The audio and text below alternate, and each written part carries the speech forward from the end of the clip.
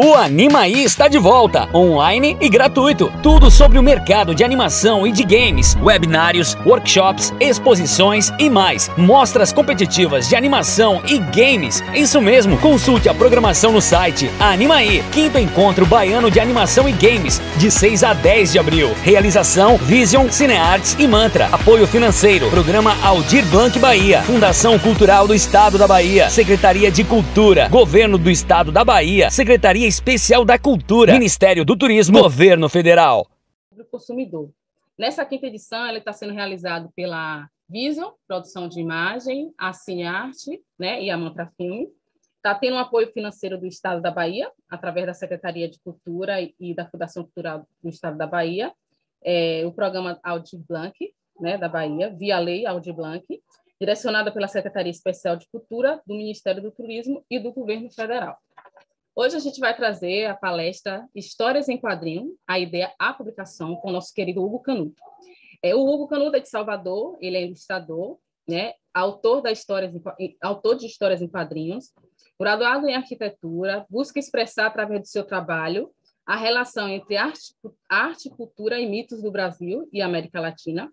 Publicou o álbum Contos dos Orixás, que adapta as grandes histórias da cultura iorubá e a sua descendência para a linguagem dos quadrinhos, vencedor do prêmio Ângelo Agostini como melhor lançamento e indicado entre os finalistas ao prêmio Jabuti da categoria Histórias em Quadrinhos.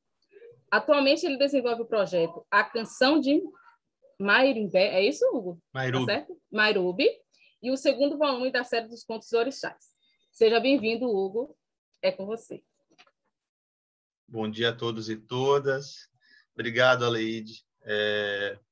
Estava conversando com o Leonardo e com o Anderson, mas dar um bom dia a eles de novo, a quem está nos assistindo. Fico muito feliz, primeiro, pelo retorno do Animaí, né? Eu acho que deveria ser um evento anual para aquecer essa nossa cena, promover encontros, promover trocas, né? Eu estava conversando antes da transmissão do quanto a gente, com a cultura tão sofisticada e com tanta criatividade, é importante esse tipo de esforço para que seja possível construir uma cena, uma cena de produção de audiovisual, de animação, enfim, e aproveitar esses talentos, né? Muitos talentos que nós temos. Eu quero agradecer mais uma vez o convite. Eu vou fazer hoje um bate-papo e um pouco também de workshop, falando um pouco de meus processos de criação de quadrinhos. Sempre me perguntam muito como se faz quadrinho, como se começa, e eu gosto bastante de compartilhar, porque eu acho que a gente tem muito que contar, né, com nossos 500 e muitos anos de história, de episódios, de inspirações, nossa mistura de culturas. E eu vejo muito nos eventos que eu vou, poucas pessoas da Bahia. Acredito que falta a gente criar também esse incentivo, assim como o audiovisual, para a produção de HQs, que de alguma maneira são também semente para o audiovisual, né? Hoje a gente está vendo, por exemplo, a Netflix comprando as PIs lá do Mark Millar, e você tem todo um processo de criação de quadrinho para desenvolvimento depois de série, Amazon, enfim, HBO, Disney, quando adquiriu a Marvel, né, esse investimento. Então, o quadrinho acaba sendo um irmão da produção audiovisual e um acaba alimentando a outra, né? De certas maneiras. São linguagens muito, muito irmãs, muito próximas. E eu quero começar falando um pouco da minha caminhada, do meu processo, né? Eu sou arquiteto de formação, mas ao longo da vida e do tempo, a paixão por desenhar, a paixão por tentar escrever e contar uma história, a paixão por casar imagem, texto, narrativa, e isso vem muito do amor pelo cinema, acabou me levando a realizar, né, a buscar realizar como autor minhas HQs, né, produzir minhas HQs. E eu acabei indo para São Paulo, morei um tempo em São Paulo e aproveitei para estudar. Estudei. É uma cidade que realmente tem uma cena nesse aspecto forte, de pessoas muitos autores independentes, né? O quadrinho brasileiro é quase todo independente, autores que trabalham para as grandes editoras, né? E isso foi me fazendo perceber que existe um caminho ali, né, de possibilidades, embora tudo muito, como a gente sabe, quando trabalha com criatividade no Brasil, tudo muito incerto, né, tudo muito instável, mas a intuição, os sonhos vão falando alto quando a gente é mais novo, e tem que ter que manter isso, né? Mas quando a gente vai falando mais alto, e isso me fez ir. E nesse processo de estudo e de aprendizado, eu vi que era possível, pelo menos, publicar uma história, começar com algo menor. E eu, em paralelo, já tinha um projeto que eu tenho há 10 anos, vai fazer, esse ano vai sair, finalmente. Se chama A Canção de Mairubi, né? Era um projeto que permeava a minha cabeça. Eu sempre fui muito apaixonado, e ainda sou, por temas mitológicos, temas históricos, temas de outras culturas, temas da nossa cultura, tudo isso, esses atravessamentos, né? E eu sempre sentia muita falta. A gente falou mais cedo sobre, mencionou aqui, acho que foi o Anderson, sobre mitologia nórdica. Eu nunca entendi como é que a gente mora na Bahia e você vai numa livraria grande, você não encontra obras sobre os orixás, sobre os voduns, sobre mitologia egípcia ou sobre as histórias, os mitos e crenças da África Oriental ou da Ásia, né? Tô aqui, e da própria América, né? Aztecas, incas, maias, toltecas, tupinambás. Por que essa aproximação com aquilo que nos atravessa, né? Como brasileiros, como baianos, como latinos, é mais distante do que o que vem, por exemplo, da Grécia ou dos países nórdicos, né? Sempre foi um questionamento muito grande, essa subrepresentação, ou quando havia uma representação de maneira muito folclórica, muito infantilizada, muito superficial. Então, tudo isso foi me movimentando. E esse projeto, esse universo da Canção de Mairubi, fala um pouco dessas buscas, desses tangenciamentos, né? Vou compartilhar um pouquinho com vocês aqui a tela, para não ficar só eu falando. Está um pouquinho bagunçado, mas é isso mesmo. É o ateliê virtual hoje em dia que a gente tem. Deixa eu mostrar para vocês.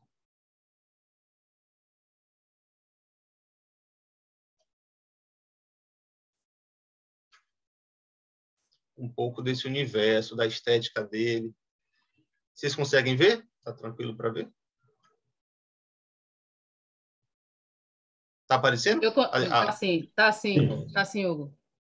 Mairubi surge com esse processo de recriar ou reimaginar de alguma maneira, do ponto de vista de uma ficção, as culturas, as civilizações não europeias, né? E, enfim, e foi todo um estudo sobre história, língua, alimentação, natureza, e é um processo de livre inspiração. Tá? Não estou contando a história sobre incas, astecas, é livre inspiração. Os povos tem essa referência, né? Essa reminiscência. É um projeto que agora está saindo em quadrinhos. Vou mostrar a vocês um pouco do que eu estou fazendo. Ainda está meio esboço, porque são 60 páginas, 50 páginas mais ou menos, mas tem um pouco de sketch de personagens. E traz também algo que eu sempre busquei no meu trabalho, uma diversidade de representação de rostos, de cores, de tom de pele, que é, como eu falo sempre, é daqui, né? É muito daqui da Bahia, né? Dentro do próprio Brasil, a gente tem essa diferença, muito essa peculiaridade. E aqui, nesse caminho com o Mairubi, eu acabei lançando o primeiro quadrinho, em 2015, que ficou muito feio. A impressão teve problema, a gente não conhecia direito. Foi o primeiro trabalho, saiu todo lavado. E eu fiquei muito, na época, muito chateado. Pô, vou desistir desse negócio. Tá? Passei o ano todo fazendo o quadrinho, já imprimi uma parte, mas acabei persistindo, né? E aí, aqui, esse é o meu primeiro quadrinho. Vou mostrar a vocês aqui a capa. Eu nem tenho ele mais publicado, porque realmente já virou outra coisa, já... Cadê? Aqui, vou mostrar a vocês um pouco do processo de pesquisa. Eu tenho esses caderninhos aqui, tanto para orixás quanto para qualquer trabalho, que eu começo muito a partir da pesquisa. Pronto. Esses são os cadernos que eu falei. Vou passar aqui algumas páginas para vocês verem. Conseguem ver agora? Ótimo, lindo. Pronto. Sim. Para esse projeto do Universo de Mairuba, eu tenho 6 desses. É meu repositório. Veja alguma coisa, tem uma ideia, imagino, vai indo por aí. Né? Então, voltando à questão da pesquisa, quando a gente termina esse processo, tem todo esse arcabouço, centenas de páginas, muito insight, muita referência, muita coisa que depois a gente vê que é meio que inspiração em outra coisa que passou naquele momento, um filme, uma série, e vai tendo que filtrar. Começa a fase de procurar construir a história, construir um enredo de fato, né? E para esse projeto eu fiquei de outubro até mais ou menos janeiro produzindo um argumento de como eu imaginaria que seria essa saga, né? Por quê? Porque eu tinha muita referência, muito personagem, muita construção visual, e, enfim, mas a essência da história eu não tinha. O que é essa história? O que são esses personagens? Qual é a motivação desses personagens? Então, chega a hora que a gente tem que pegar toda essa pesquisa, todo esse processo aqui de pesquisa e simplesmente deixar descansar para começar a pensar onde essas peças se encaixam. Então, essa foi a arte mais recente que eu fiz desse projeto, de Mairuba, né? Tem alguns esboços para vocês verem. Aqui é de outro projeto. Eu só quero desenhar. Eu estou procurando um roteirista para fazer comigo. E, enfim. Aqui são algumas cenas, algumas partes do processo de criação. E foi uma homenagem que eu fiz a Bacurau no ano passado. Filmaço. Então, quando a gente começa a parte do argumento, eu acho que essa é a parte mais trabalhosa. Até porque eu não me considero, não é que eu não me considero, mas eu me vejo mais como ilustrador, um artista visual que pensa de maneira visual, do que um roteirista. Ou seja, primeiro as coisas surgem do ponto de vista visual, depois elas vão se tornar, aqui mais uma cena desse universo, depois elas se tornam texto, diálogos, enredos, né? E eu vou mostrar um pouco para vocês do processo de página dos contos dos orixás, para vocês entenderem mais ou menos essa dinâmica. Algumas imagens mais que eu fiz de esboço, de estudos. Está um pouco misturado porque foi para a exposição, né? Vou animar aí. Aqui um pouco de processo de criação. Gente, pode perguntar, viu? Eu gosto de falar e eu acabo desde domingo preparando palestra, a gente fica cheio de informação para Hugo, rapidinho. Você prefere que seja assim mesmo? A pessoa indo perguntando, ou você prefere que seja depois? Olha, eu acho que quantas pessoas são aqui? 14? Dá para a gente ter um bate-papo mais informal, né? Assim, dá para fazer uma coisa menos palestra e mais troca, né? Pronto. Então, decorrer que vai surgindo aqui pelo chat, eu vou te perguntando, já que você prefere assim, ou se as pessoas quiserem perguntar. Não sei. Pronto. Viu? Tranquilo. E aí, o que acontece? Eu vou entrar agora nos processos de produção de um HQ. Tá? E aí, para quem quer produzir sua HQ, essa é uma espécie de mapa que eu fiz lá no começo, quando eu ainda estava criando digamos, um caminho. Hugo, já que você tem abertura aí para fazer a pergunta, tá ouvindo? Claro. Antes de você entrar no seu processo, né, de criação de HQ, você falou um pouco sobre licenciamento para outras plataformas, para audiovisual, para séries, tal, coisa que em outros mercados já é normal, né? Você falou da Disney comprando a Marvel, da HBO, Netflix, e aqui ainda é uma coisa que ainda estamos, né, iniciando, né? Mas como é que você vê a visão do autor para receber uma proposta ou fazer uma proposta, negociar com produtoras? E como é que você vê esse caminho, assim, sob o ponto de vista, sob a ótica do autor? Eu vou falar de duas experiências, né? A primeira é que, por exemplo, com o Conto dos Orixás, as demandas, as preocupações que eu tenho são muito mais, por exemplo, de respeito, de preservação da visão, de preservação da estrutura da lógica de trabalho com o terreiro, de estar sempre escutando, de estar sempre sabendo que caminho tomar, respeitando, né? Então isso me deixa sempre muito assim zeloso, cuidadoso em como levaria isso para outra linguagem, né? Porque é complexo e as pessoas não sabem, não tem como saber, né? Digamos, o público em geral, o quanto é complexo. Eu que tenho que explicar e isso é importante. No caso de outros projetos, que eu já trabalhei com essa questão de licenciamento, eu sempre acho que a gente tem que buscar... Jorge Amado dizia isso, e isso, para mim, é a coisa... A obra audiovisual, a obra industrial. O meu livro é o artesanato, é onde está ali as minhas duas mãos, os dedos, a argila, a tinta. Aquilo o que é nosso realmente é o livro ali, a essência do que a gente fez, né? O audiovisual é uma obra industrial. Por mais que a gente faça autoral, independente, mas já passam por mais outras pessoas, né? Passa por uma questão que, infelizmente ou felizmente, viabilidade financeira, viabilidade de exibição, quer dizer, é outra dinâmica. Então, a gente tem que ter esse certo desprendimento, é um equilíbrio, né? Pé dentro e pé fora.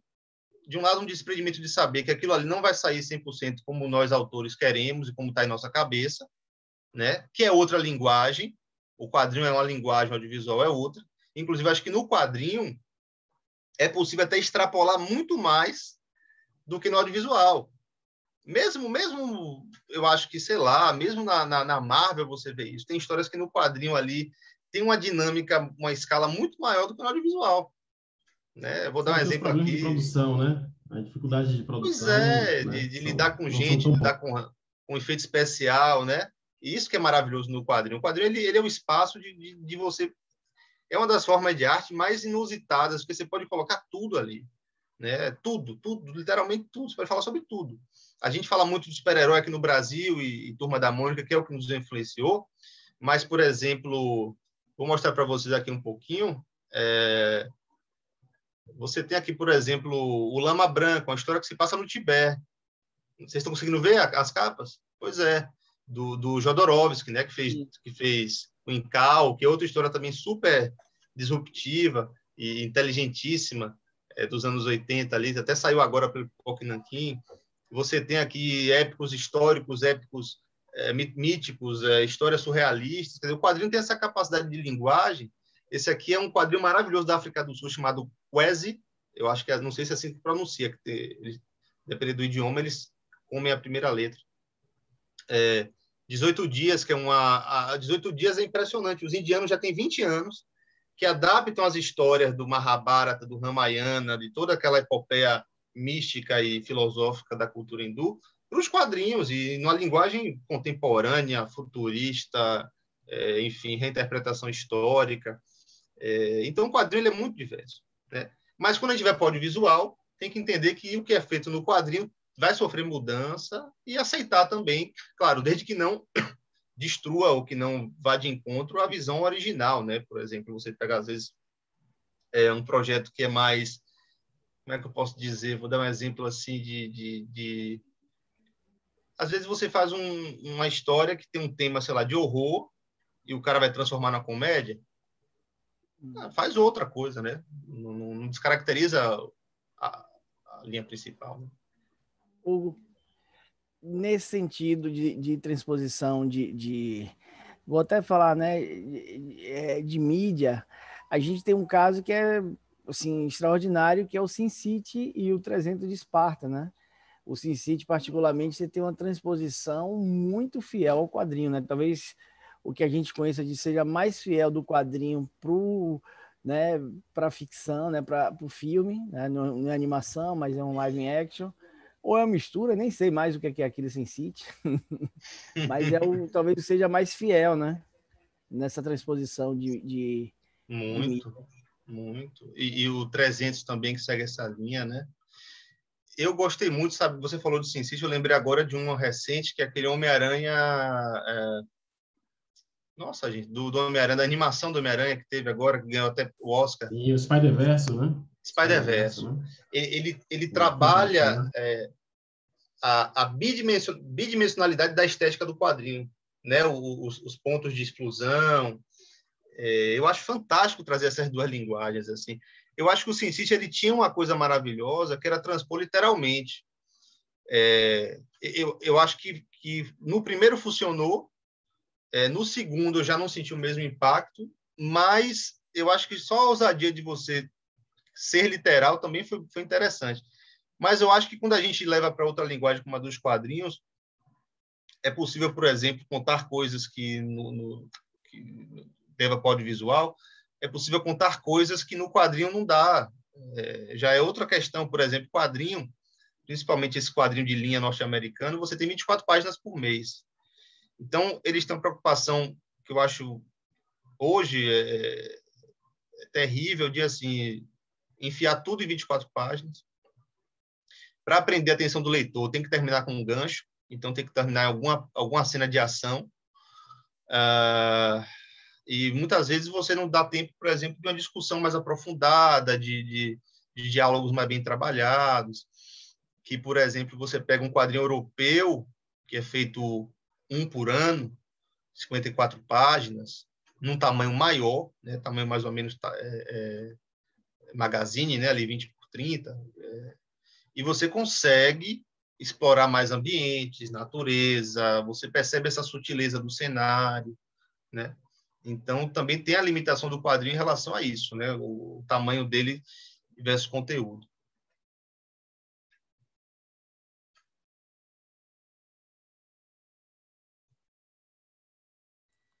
Hugo, bom dia. Eu tenho uma pergunta.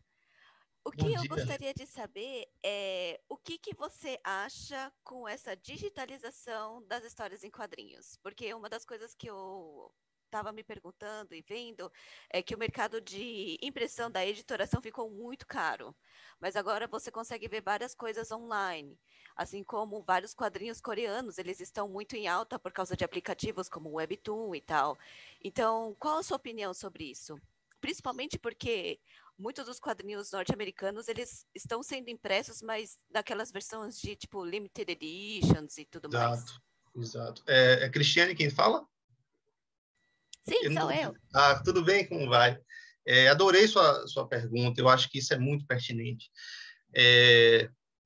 Eu acho que tem sido uma equação muito complicada no Brasil nos últimos anos, né? Eu sou um autor que há 2 anos não reajusto o preço da minha graphic novel. Não reajusto. Pelo contrário, a gente tirou até o frete, porque eu luto para que seja acessível. É difícil, porque a gente sabe o que está acontecendo no país, né? Toda a destruição da renda, do emprego. Mas eu vejo os preços aumentando e eu acho que é uma saída, tanto nos Estados Unidos quanto no Brasil, uma ressignificação do conteúdo de quadrinho, da maneira de contar essas histórias, para conseguir enfim, primeiro conseguir manter as publicações, né? Eu acho que dentro do contexto de que a banca ela desapareceu praticamente, aquele modelo de banca está desaparecendo cada vez mais. Eu acho que ele não se paga. Uma vez eu conversei com uma pessoa de uma dessas grandes editoras que publicam Marvel, DC no Brasil, ele falou, olha, a gente às vezes imprime 60 mil cópias do Homem-Aranha e pega de volta das bancas 20 mil. Quer dizer, é um modelo que é complicado isso dar lucro, no sentido de você continuar, né? Mas o digital, eles vêm com uma resposta muito interessante. Eu acho que ainda falta um encontro do público com o digital. Acho que falta isso. Eu, por exemplo, ainda não coloquei em PDF minha obra, porque eu fico com medo disso, não inteira, a gente disponibiliza alguns capítulos, aquela coisa toda. Eu fico me perguntando até onde isso também não desvaloriza, quer dizer, a pessoa deixa de comprar ou deixa de ter ali. E você usufruir o quadrinho, ele passa por uma experiência que é sensorial, né? Quer dizer, tem todo você pega, quem gosta de livro faz isso aqui, dá aquela cheirada, né? Para sentir o cheiro da tinta. E o digital não tem isso, não vai ter naturalmente. Mas, por outro lado, eu acho que a gente, como artista, tem que tentar explorar as possibilidades de uma narrativa digital. Eu acho que a gente ainda não encontrou o formato, sabe, Cristiane? Por exemplo, de uma pessoa sentar e ler um quadrinho digital no computador com a experiência ou com o conforto que ela tem vendo série. Não sei se o caminho passa por um quadrinho que a gente está vendo esses aplicativos mais novos de movimento de desenhos, de imagens, talvez passe por isso. Mas eu acho que vai ser uma experiência diferente de simplesmente abrir aqui um PDF e ler como se lesse no papel, sabe? Eu acho não sei. É só uma opinião também. Eu acho que tem editores que estão mais antenados com isso, mas eu acho que ainda falta o quadrinho se encontrar com o computador de alguma maneira ali. Essa nossa mecânica, nossa dinâmica de contar a história, se encontrar com essa coisa que é o computador. Né?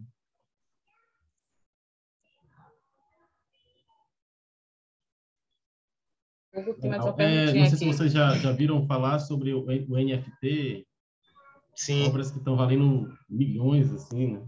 Isso é muito louco, né? É muito louco, cara.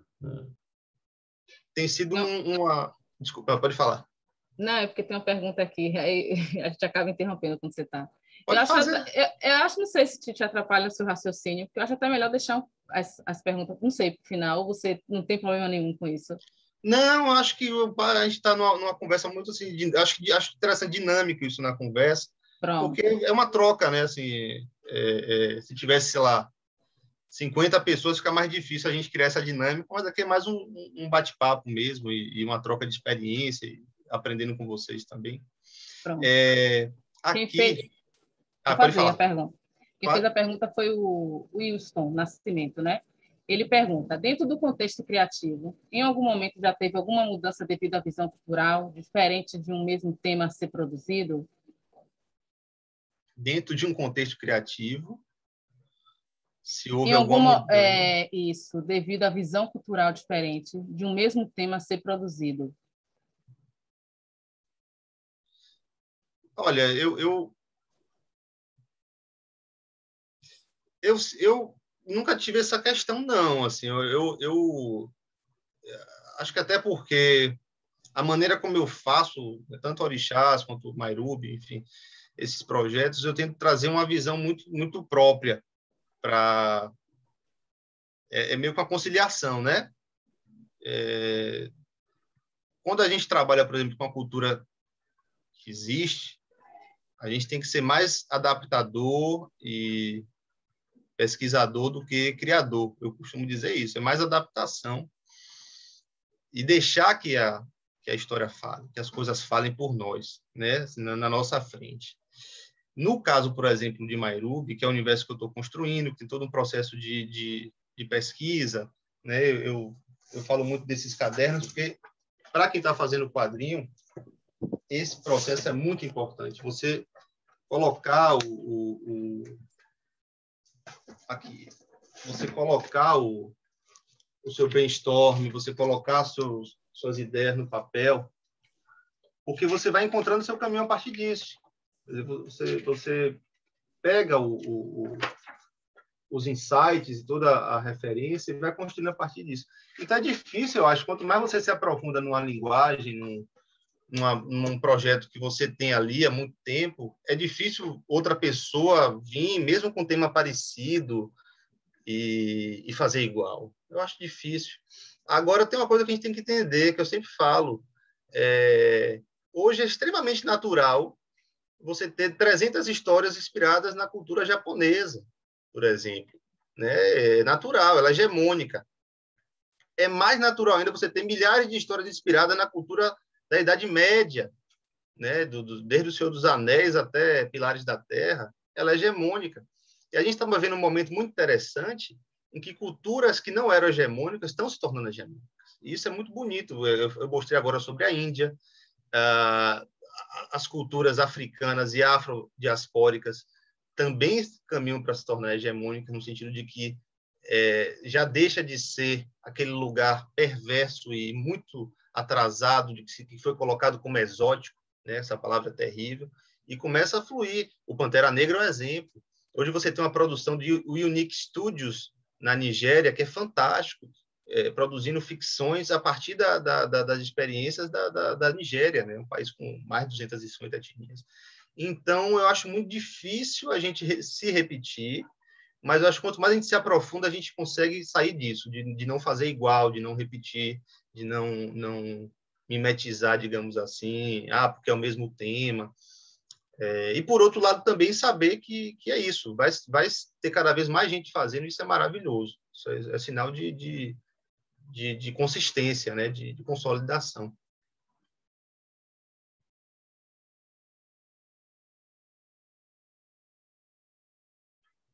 Posso? Pode continuar. Pegar aqui? Pronto. Vou pegar esse trecho, esse gancho, inclusive porque nesse processo de criação de quadrinho e de aprofundamento, a gente tem algumas etapas, né? Vocês estão conseguindo ver aqui o fluxograma? Conseguem ver? Pronto. Tá. O que acontece? Esse fluxograma, eu dividi de maneira muito superficial aqui, mas para vocês entenderem, eu faço sempre isso nas minhas apresentações, quais são os caminhos, desde a ideia, desde a pesquisa que eu mostrei ali atrás, até a produção de um HQ. Né? A etapa principal é essa, a da criação. Eu comecei falando pesquisa, leituras e anotações. Roteiro, produção e revisão do roteiro. E aí, quando eu falo de roteiro, gente, roteiro de quadrinhos ele é bem diferente do audiovisual. Por quê? Porque depende de duas dinâmicas. Se você desenha e escreve, você vai fazer um roteiro, como eu faço, por exemplo, muito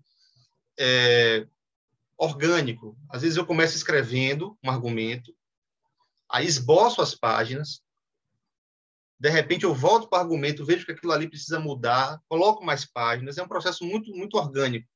Então, às vezes, a história, eu sempre começo com uma história pequena, então 18 páginas. Mas peraí, como é que chegou até aqui? Então, precisa de mais 2 aqui, mais 3 aqui, vai crescendo. Eu vou começando assim, e volto para escrever e volto para desenhar. Eu tenho uma mania de pensar o diálogo, mas só escrever diálogo, de fato, depois que o desenho está pronto. Porque aí eu consigo mudar o desenho, mudar, às vezes, uma expressão, né? Se, de repente, pelo diálogo, o personagem está tenso, eu tenho que mudar a expressão porque ele estava sorrindo. Então, eu tenho esse hábito ali, que eu vi que alguns artistas que escrevem têm também, da imagem ser mais importante, não é mais importante, ela preceder o texto, o diálogo. Né? Assim, a gente já sabe o que ele vai dizer, mas só vai trabalhar isso depois que desenha. Eu já vi que muitos artistas visuais fazem esse caminho. Né? Então, o roteiro ele é a espinha dorsal. Eu faço muito um processo de estabelecer o universo antes de estabelecer a história. É uma característica do que eu faço. Por exemplo, orixás. Eu tive que entender, primeiro, todo o arcabouço possível sobre, digamos, a divindade de Xangô, a história de Xangô, o rei semi-histórico que foi Xangô, que se relaciona com Xangô, suas características, suas cores, as ferramentas, as relações, a manifestação do axé. E, a partir daquilo ali, fazer um recorte, tá? Para adaptar o personagem, né? Entre aspas, personagem, o rei Xangô de Oió, do Conto dos Orixás. Então, ali tem que entender a natureza, a personalidade dele, as motivações. Né? Mairubi fala, esse universo da canção de Mairubi fala de 2 povos, né? Digamos, um é um povo das montanhas, outro é o povo das terras baixas, ali dos pântanos. Como eles se vestem? Que deuses eles cultuam? Que idioma? Né? Eu não entro nessa coisa de idioma porque eu não sou... Acho que isso aí... eu já faço muita loucura do ponto de vista visual. Do ponto de vista de língua, eu não entro muito nessa, não, mas como seria esse idioma? Qual a história? Qual a rivalidade desse povo com o outro? Eu parto desses princípios primeiro para ir partir para o personagem. Tá? Então, assim, tem muito isso. Aqui no universo de Mairubi, eu tenho aqui o... Deixa eu ver se eu encontro aqui. Eu voltei.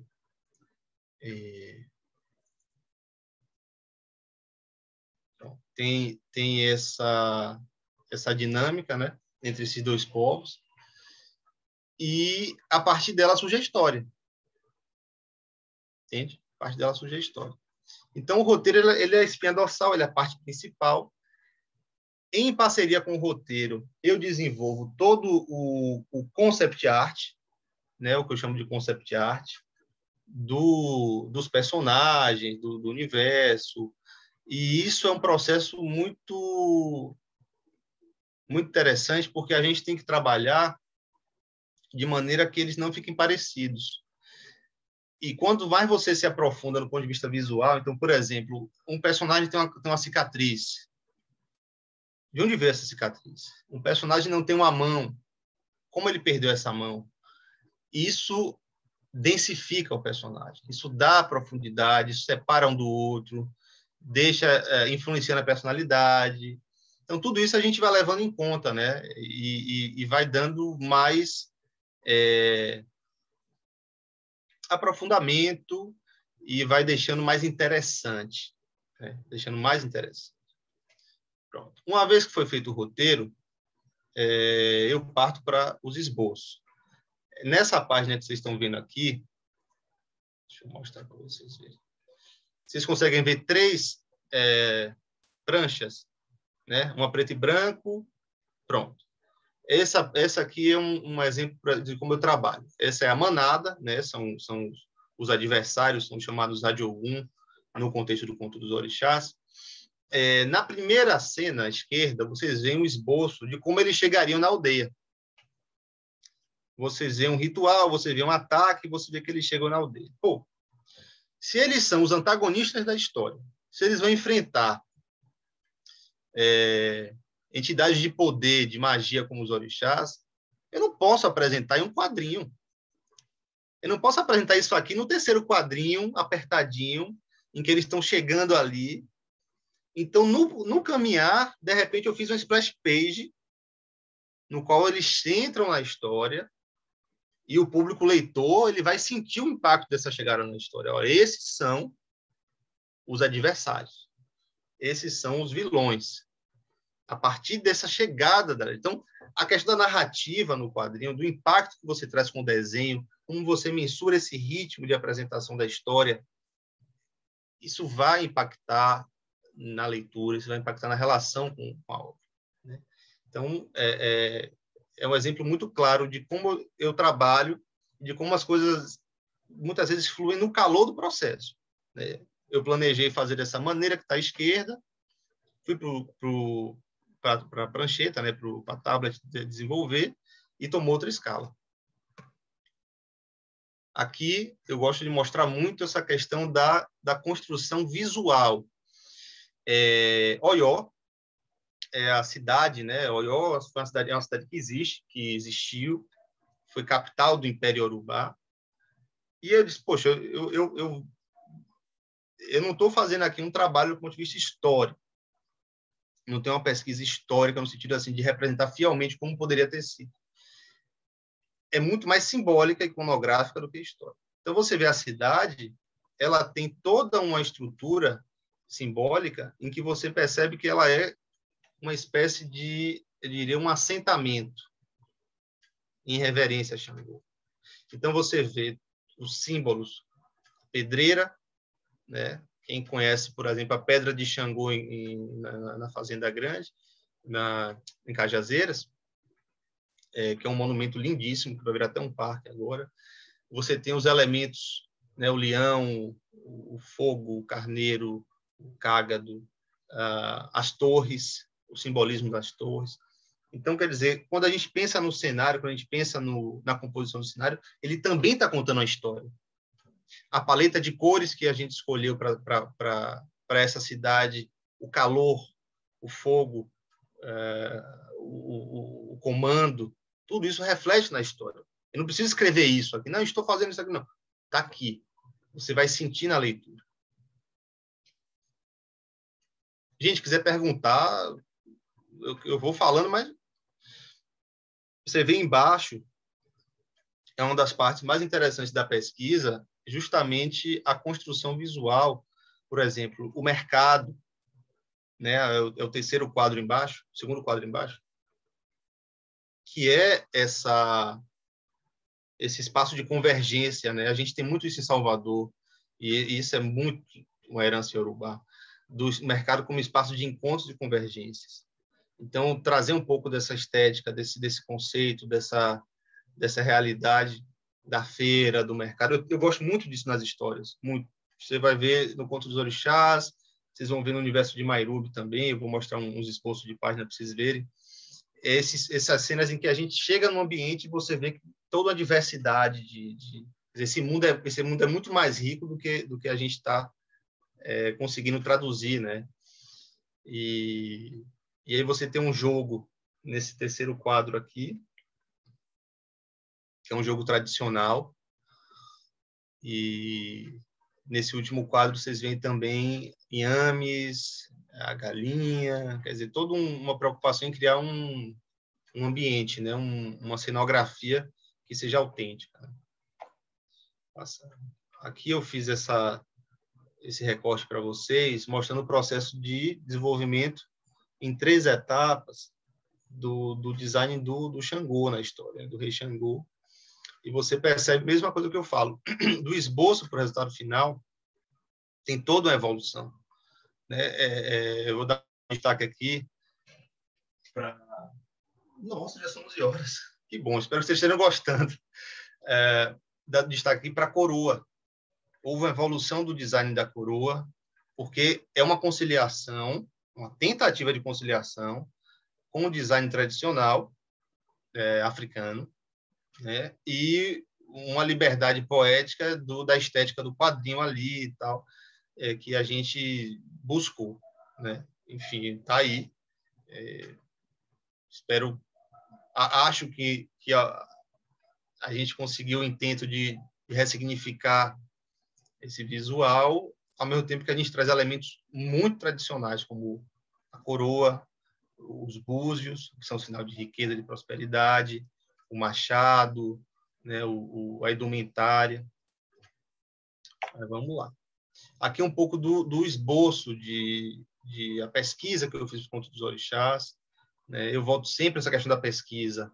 É importante, se você vai trabalhar qualquer tema, mesmo que você vai criar um universo, a pesquisa é importante, porque ela vai dando para a gente repertório, vai dando para a gente aprofundamentos, para poder, inclusive, na hora que buscar uma licença poética, buscar algo que seja importante para a história ali, mas que, às vezes, é preciso uma dinâmica diferente do que a gente estava pensando, a pesquisa já te dá digamos assim, um embasamento, né? Se você sabe que aquele ambiente é um ambiente de colinas, que tem um rio que atravessa, e aquela geografia ali, você sabe que na sua cabeça, né, no mundo que você construiu, quando chegar um mês tal, ninguém atravessa, ninguém passa, enfim, por causa de lama, por causa de chuva, isso já vai, na sua história, ser um motivador para que os personagens busquem uma resolução para aquele conflito. Então, é importante a pesquisa por isso. Quanto mais você adensar o seu mundo, claro, não vai se perder nisso, porque a parte muito boa fica anos ali só em construção de mundo. Mas é importante ter esse aprofundamento, sabe? Eu digo sempre isso. Pode ser uma história de 12, de 50 páginas, de 60 páginas. É fundamental a gente ter esse contexto, né? Aqui um pouco mais desse processo de criação. Aqui, essa é interessante porque eu mostro toda a dinâmica, do esboço até a página pronta com diálogos. Vocês percebem a narrativa. No segundo quadro, onde está com o mouse aqui, que é a cidade mãe, a cidade de Oxobô, vocês percebem que eu fiz só um esboço. Não detalhei prédio, não detalhei nada. É só um esboço. É desse ângulo que a câmera vai pegar para a gente entender o que está acontecendo. Quando você vê ela pronta, Por quê? Porque o que é importante nessa etapa aqui do rascunho? É a energia do desenho. Eu chamo de energia do desenho. Eu gosto de dizer assim, o axé do desenho, a manifestação do desenho é nessa etapa. Porque se a gente faz isso aqui e fica rígido, quando vai finalizar, quando vier o nanquim, no caso do trabalho digital, o desenho perde força, perde energia, perde dinâmica. E é preciso manter essa energia alta ao longo da história. É isso que prende o leitor. Você ter dinâmica, você ter ritmo. Então, eu trago quadrinho 1, primeiro plano, a jantala, a cabeça dele, o elmo dele lá de bronze. Quadrinho 2, plano geral. Quadrinho 3, plano médio com Ogum, aproxima, lutando. Né? Quadrinho 4, abre um pouco o plano, você já vai ver que ele está cercado. E no 5, close no personagem. Né? Você traz aquilo ali, você traz o sentimento dele. Então, é narrativa. Quadrinho é narrativa. Mais do que desenhar bonito, mais do que deixar tudo perfeito, é narrativa. Se você tem uma narrativa que captura a leitura, ela está funcionando. Você pode não ser nem um bom desenhista, mas ela funciona. Né? Aqui um pouco mais também do processo. Eu tenho um hábito, se você ver, por exemplo, a Marvel, né? Vou trazer a Marvel, que é uma produção mais industrial. O cara faz o thumb, que é esse esboço à esquerda. Depois ele faz a lápis, desenha a lápis, faz um desenho rebuscado, finalizado a lápis. Depois outro vem e faz a arte final, outro pinta. No meu caso, e isso é uma experiência, uma prática, eu sempre gostei do seguinte: faço o thumb, faço o esboço, né, preto e branco aqui. Eu trabalho muito com cores, azul ou vermelho para o esboço, porque quando eu vou trabalhar depois com a linha final preta, não confundo. E a partir do esboço eu já começo a desenhar. É um hábito que eu tenho. Eu começo a desenvolver o desenho a partir desse esboço. Eu pulo a etapa do lápis. Eu procuro descobrir o que eu vou desenhar no processo. Em vez de fazer o lápis para depois finalizar, eu já vou finalizando. Que é a vantagem do digital. Você pode já fazer, digamos, passar o nanquim e apagar o nanquim para corrigir, se você precisar. Então, foi muito nessa experiência. E eu acho um processo interessante. Cada um tem o seu, tá? Não estou dizendo que é o melhor, não. Mas, assim, porque muitos designs surgiram, máscaras, ou armas, ou às vezes um cenário ali, no calor da arte final, entendeu? De fazer, peraí, isso aqui tá ficando mais legal assim, essa forma, esse rosto, essa máscara, sabe? Então, tem essa dinâmica do processo que ele vai construindo. Aqui é um pouco do cenário também, Oxobô, que é a cidade-mãe, né? Que é uma idealização simbólica de Oxum, de tudo que ela representa, né? A prosperidade, a força do feminino, a grandeza. Pode falar. Uma dúvida aqui, né? Curiosidade, na verdade. Qual o tempo médio, assim, para fazer uma arte dessas, assim, desde da thumb até a arte final? Né? Qual o tempo? O tempo médio, assim, desde a thumb até a arte final, assim. Então, por isso que é importante o processo lá atrás de fazer os esboços e os concept art de personagem e todo o aprofundamento de construção visual, para quando a gente chegar no quadrinho, já ter isso quente, ou seja, diminuir esse tempo. Mas, geralmente, por exemplo, essa página aqui é uma página dupla, vocês estão vendo. São duas, na verdade, né? Cortaram no meio aqui. Foram 3 dias. Porque, olha, como eu digo a você, primeiro eu faço esse esboço preto e branco, totalmente livre, totalmente conceitual e sem me prender a deixar bonitinho, e em cima dele eu finalizo. Então, é um processo muito de descoberta, de fazendo, né? Os detalhes, tem muito detalhe. Geralmente, uma página leva um dia e meio para finalizar. Um dia para finalizar, um dia e meio. Mas antes de finalizar, tem o esboço. Então, são 2 dias. Cores qual é o processo até mais rápido, e vou dizer, acho que o mais gostoso de todos é a cor, porque você, digamos, vou brincar que você tempera o desenho com a cor, né? A sombra, o mood, isso vai deixando ela mais ressaltando o desenho.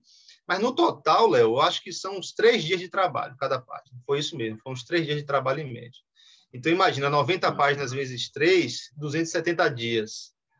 Com fim de semana, é 1 ano e pouco de trabalho. O quadrinho dá muito trabalho, feito de maneira independente. Tá fantástico, velho. E o tempo eu acho que tá muito bacana, assim, também. E, assim, para a qualidade final que você tá chegando, assim, tá fantástico. Assim, tomar. Obrigado. Fico feliz, porque realmente cada coisinha e cada detalhezinho foi feito com muito apuro, muito cuidado, sabe? Assim, a referência. Na palestra de amanhã, eu vou conseguir, vai ser específico desse processo do Conto dos Orixás, que eu estou trazendo um pouco para vocês hoje. Eu consegui trazer um pouquinho mais assim de detalhes, e o que vocês veem assim realmente é isso, abrindo o processo. Eu gosto de divulgar, de compartilhar um pouco o processo, porque a pessoa que vê pronto, que já lê, que lê às vezes, meia hora, 1 hora que lê, né? Assim como o filme, né? Que a pessoa vê em 2 horas, não imagina tudo que veio antes para aquilo ali estar na frente dela, né? Assim, às vezes a gente não tem noção. Coisa, assim, ó, eu fiquei lá na fila do Sesc Rio Vermelho, viu, velho? Pra poder... Caramba! Rapaz! Eu vou te agradecer, vou te pedir desculpa, porque aquela fila estava grande. Acabou. Nossa, cara, eu não imaginava. Foi o primeiro evento que a gente fez assim, realmente grande, sabe? E depois eu corrigi até alguns rumos, porque hoje, por exemplo, se eu faço um evento daquele, eu já coloco uma pessoa entregando os livros para quem vai comprar, para ficar lendo na fila, passa lá, resolve essa questão de pagamento e só precisa autografar, né? Porque aquilo ali foi muito intenso.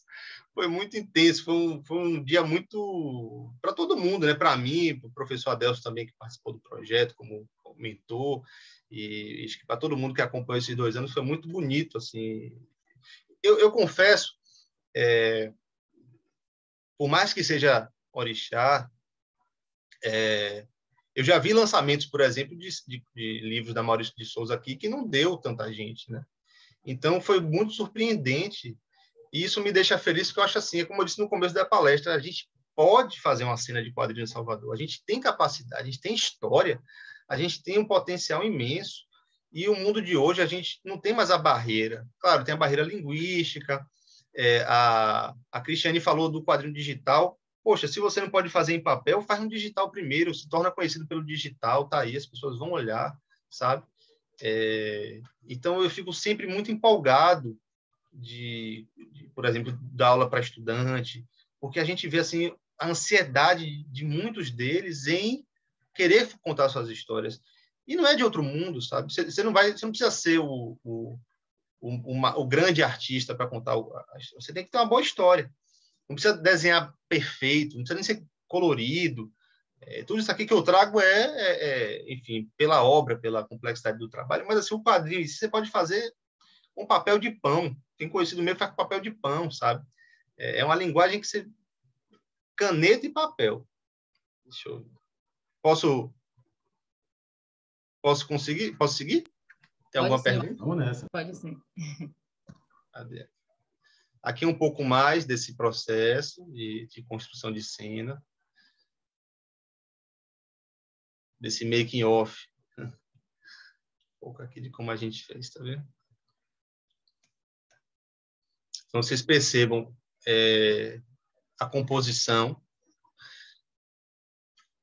os planos, né? De repente, ter que colocar tudo que está acontecendo em 2 páginas. Então, você tem um confronto, isso aqui já é o 3º ato da história. Não vou dar muito spoiler para quem não leu, mas acho que todo mundo aqui já sabe um pouco do... você tem aqui o grande adversário da história, né?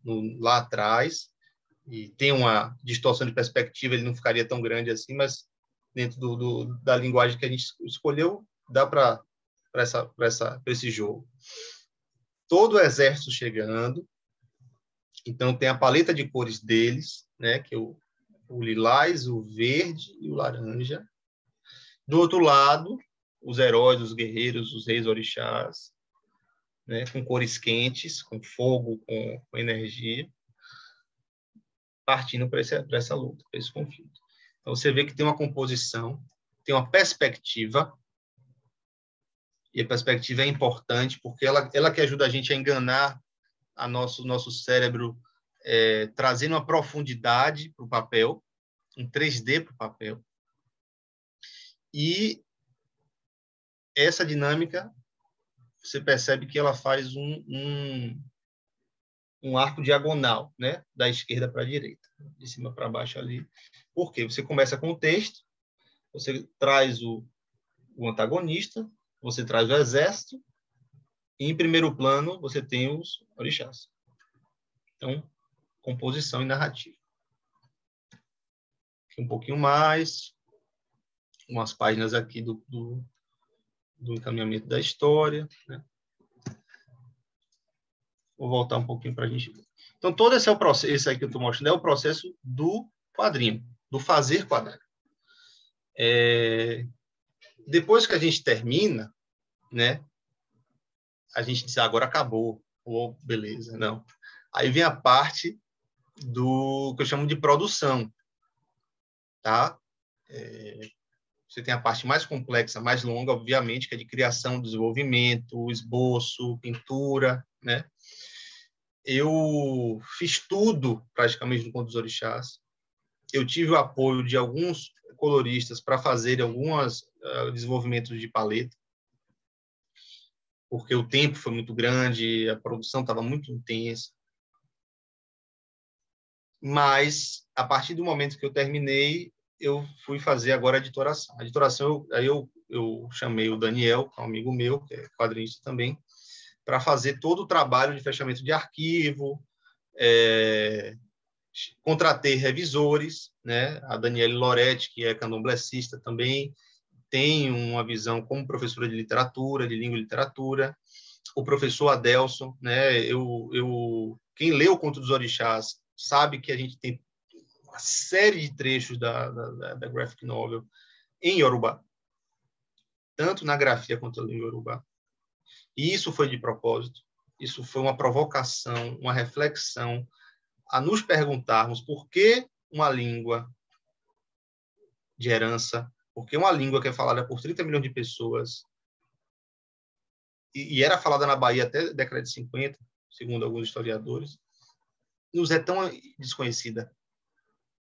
E foi interessante, porque muita gente reclamou, você está colocando muitos, assim mesmo, muitos dialetos africanos na sua história. Eu disse, não, isso não é um dialeto, isso é uma língua falada por 30 milhões de pessoas. Expliquei todo o contexto. Então, essa provocação é importante também, né? Não é só estético, não é só visual. A gente traz recortes muito profundos para o Conto dos Orixás. Porque a ideia é produzir essa ferramenta de desconstrução de preconceito, de discriminação, produzir uma ferramenta em que a gente apresente, por exemplo, para um adolescente, uma criança, e a gente ressignifique toda uma representação que tem sido, até hoje, extremamente distorcida. Então, não é só um quadrinho, né? É também uma tentativa de transformar percepções. Eu acho que a arte tem essa importância. Eu acredito nisso. Transformar percepções. Você sair de alguma maneira mudado.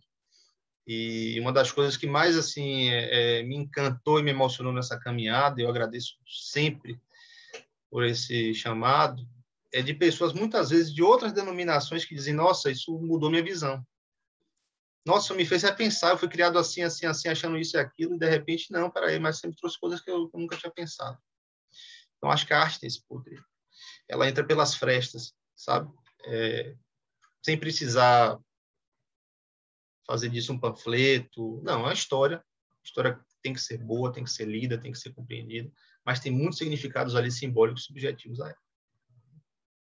Vou terminar essa etapa aqui para a gente fechar esse ciclo. para o pessoal sair daqui empolgado em produzir. Bom, vamos lá. Editoração. Então, fechamento de arquivo. É uma parte chatíssima, mas necessária. Balões, seção dos textos. Como é que eu trabalho? Eu faço uns esboços de balões, coloco o texto, trabalho o diálogo nessa parte, e nessa parte tem um certo retrabalho, às vezes tem que mudar um quadro de lugar, tem que redesenhar uma expressão, tá? Para casar o texto com a imagem. Numeração de páginas. Eu não numero todas as páginas, porque eu fico pensando assim, imagina se você vai ver um filme ou uma série e fica aparecendo frame 1, frame 2, frame 3, frame 4. Isso que tira a gente um pouco da história. Bota uma ou outra para a gente se guiar, mas toca o barco sem muita numeração.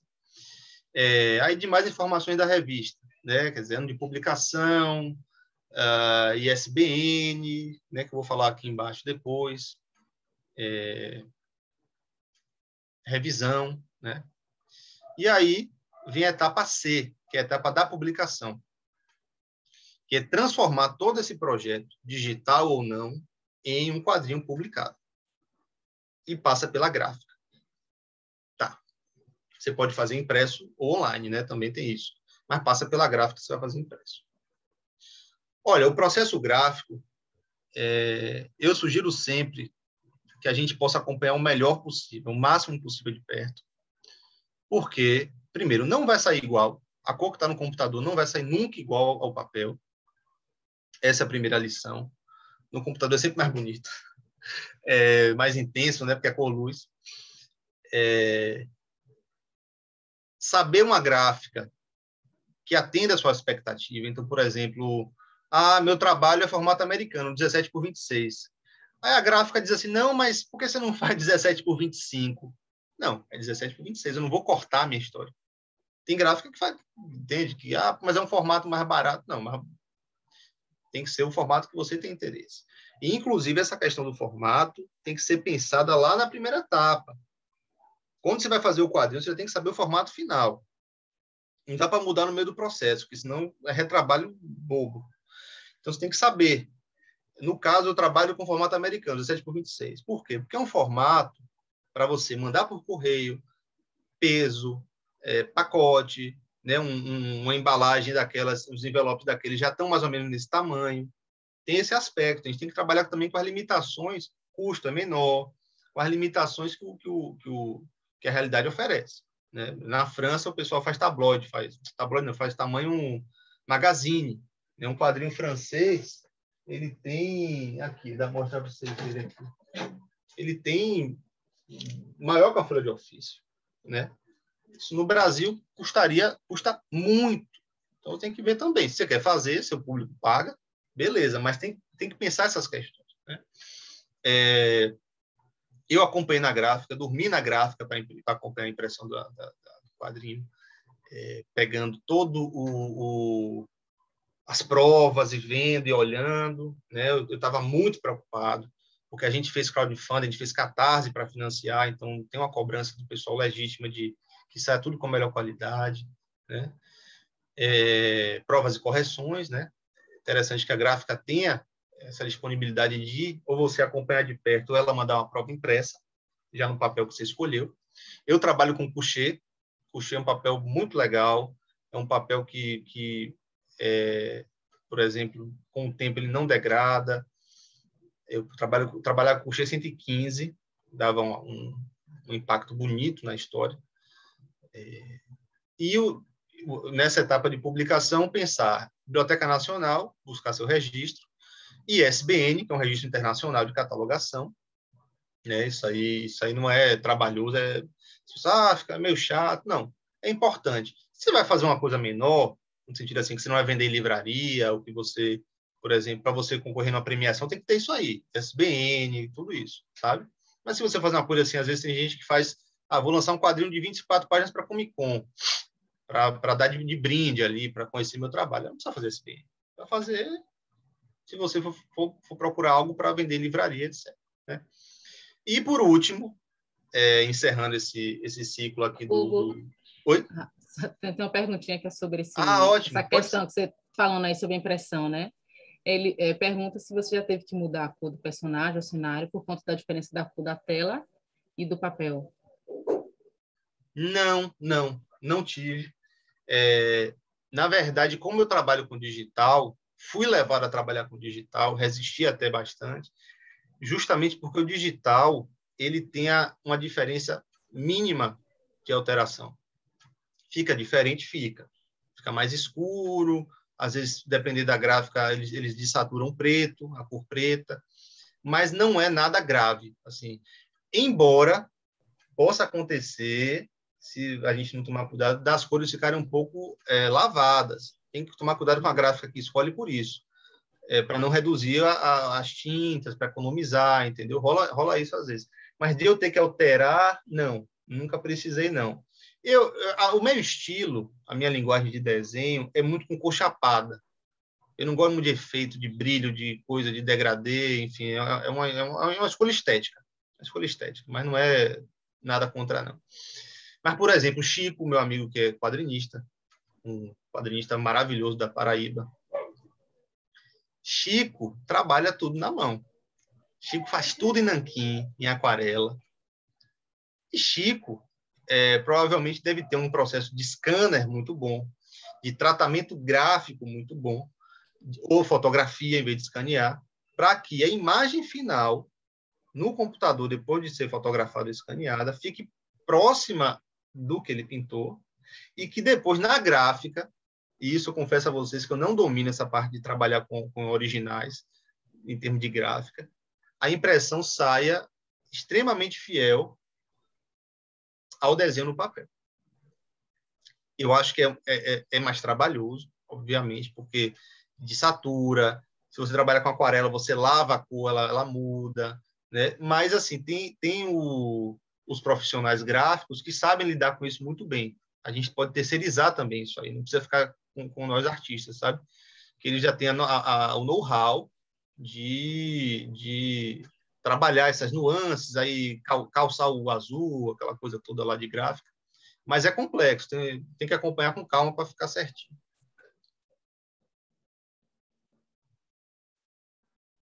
Pode continuar. Okay. Posso continuar? Pronto. Respondido. Já estamos no encerramento aqui. E a última etapa que é a distribuição. Então, seu quadrinho está pronto, você passou 1 ano, 2 fazendo, você chamou Deus e o mundo, fez seu catarse, viabilizou, imprimiu, agora vamos chegar no público, né? Distribuição, venda, né? Bom, existem muitos caminhos.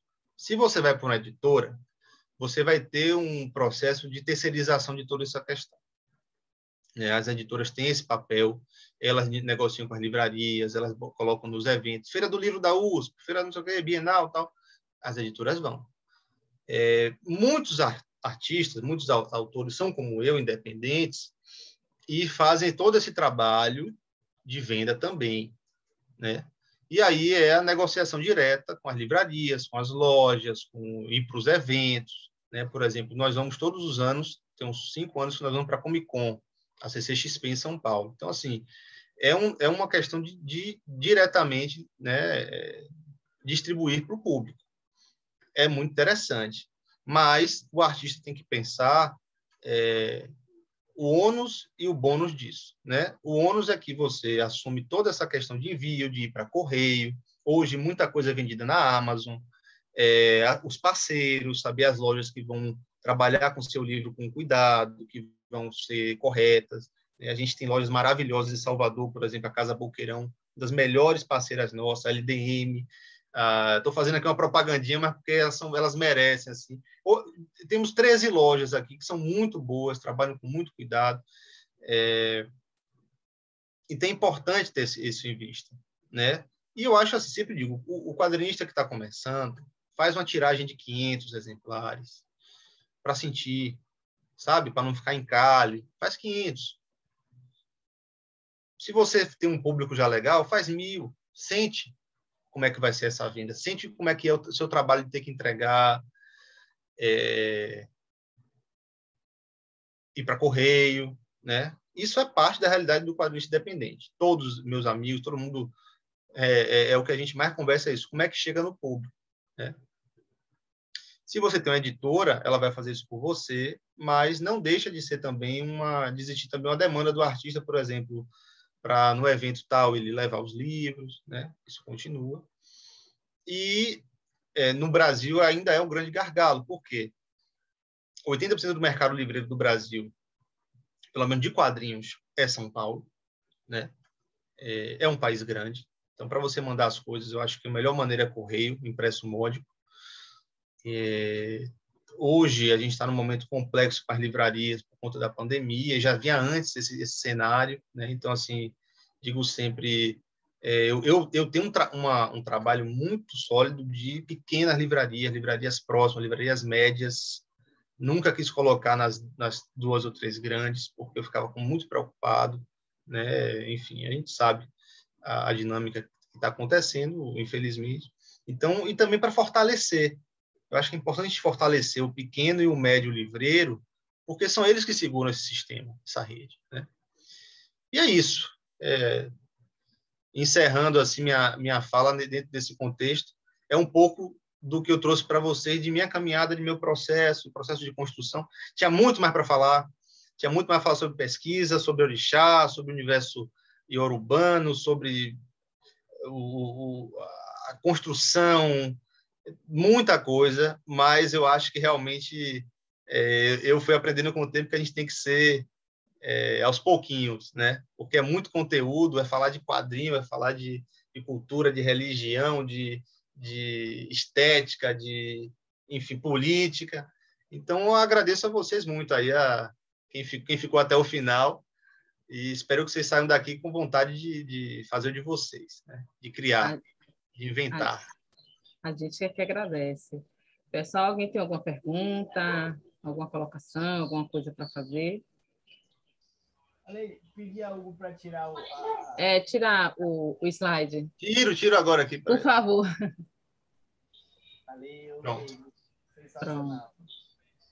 Pronto, então vamos lá. Hugo, mais uma vez, muito obrigado a todo mundo aqui presente. Foi um prazer, sua palestra foi show, foi ótimo. Pedir só para quem se sentir à vontade, abrir a câmera para a gente fazer aquela fotinha linda que a gente sempre faz, né? E vamos lá. Enquanto isso, vou dando uns recadinhos aqui, tá, gente? A gente ainda tem atividades hoje, né, do Anima aí. Vou passar aqui a agendinha para vocês. Às 14 horas a gente tem a palestra de direitos autorais para animação e games com o Diego Medeiros. Também às 18 horas tem uma palestra de super drags, a Ana Malu, a jornada de um criador, com Anderson Mahansky. Às 16 horas, workshop Animação na Bahia, Tecnologia e Tradição, com a Jamile Coelho. E às 20 horas, a gente tem nossa mesa, a importância da animação na grade de programação. A nossa mostra competitiva, as inscrições ainda estão abertas até o dia 14, gente, se inscreve lá, tá? E é isso. Muito obrigada pela presença de vocês. Hugo, quer dar alguma consideração finais, algumas coisas? Vamos tirar a fotinha logo, né? Vamos tirar. Hugo, só um minutinho. Eu falei, Vitor, ele está com o nome de Jarbas S, que eu mandei o link para ele aqui. Nosso colega aqui, Vitor Souza, ele ainda está mascarado. Vitor Souza aqui. Tá todo escondido, né? Tá com o nome de Jarbas S, porque eu passei o link para ele, de Jarbas, ele tá falhando. E ele está mascarado porque ele está no trabalho, né? Mas eu falei, não, tem que dar uma presenciada aqui, né?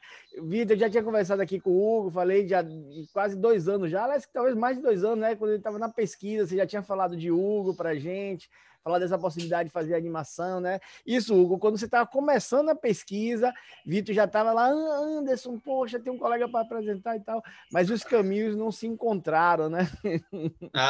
Mas agora estão juntos aí, nos conhecemos, já fizemos o vínculo. Vitor está com a gente, acho que desde 2010, né, Vitor? Em processo de formação desde 2010, né? E Vitor tá no Chile também, né? Vitor também está no Chile, Tá no Chile. Vitor é um contador de histórias nato. Ele tem a verve, ele fala tão bonito. A gente fez o curso de roteiro, todo mundo ficava encantado assim quando ele falava, sabe? Porque é talento, né? Isso aí a pessoa já tem. Saudade de você, meu amigo. Espero que esteja tudo bem. Muito bom estar aqui. Quer falar mais alguma coisa, Hugo? Só as considerações finais? As considerações finais, né? É isso. mais uma vez agradecer vocês todos, agradecer o Animaí. Eu quero muito que esse evento seja anual, quero muito que isso se perpetue. A gente precisa consolidar uma cena, isso dá trabalho, isso leva tempo. A gente sabe que as instituições públicas ainda têm uma visão muito complicada, essa é uma opinião minha, assumindo aqui, assim, eu acho muito... O trem corre rápido, São Paulo tem uma cena forte, tem recurso? Tem, mas não é só isso não, tem vontade. Eu, por exemplo, para quadrinhos, lá tem um PROAC. Todo ano, são 10, 14 artistas inscritos e a coisa movimenta. Aqui, enfim, diferente. E espero que aconteça um desenvolvimento sólido, que a gente consiga produzir a partir daqui, levar nossas histórias para o mundo, levar nosso talento para o mundo, porque é o que mais temos a dar hoje, né? Numa sociedade de conhecimento, de tecnologia, de criatividade. Eu acho que é o que nós temos de mais bonito para produzir. E é isso. Agradecer a vocês mais uma vez, espero que vocês tenham gostado. Para mim foi muito gratificante e espero uma outra oportunidade para falar mais. A gente que agradece. Obrigada a todos, todas e a todos. Uma boa tarde. Segue a gente ainda que tem mais programação aí. Um beijo para todos. Tchau, gente. Beijo, obrigada. Gente. Tudo de bom, valeu. viu? Valeu, pessoal. Tchau. Parabéns, velho. O Animaí está de volta, online e gratuito. Tudo sobre o mercado de animação e de games, webinários, workshops, exposições e mais. Mostras competitivas de animação e games. Isso mesmo, consulte a programação no site Animaí. 5º Encontro Baiano de Animação e Games, de 6 a 10 de abril. Realização Vision, Cinearts e Mantra. Apoio financeiro, Programa Aldir Blanc Bahia, Fundação Cultural do Estado da Bahia, Secretaria de Cultura, Governo do Estado da Bahia, Secretaria Especial da Cultura, Ministério do Turismo, Governo Federal.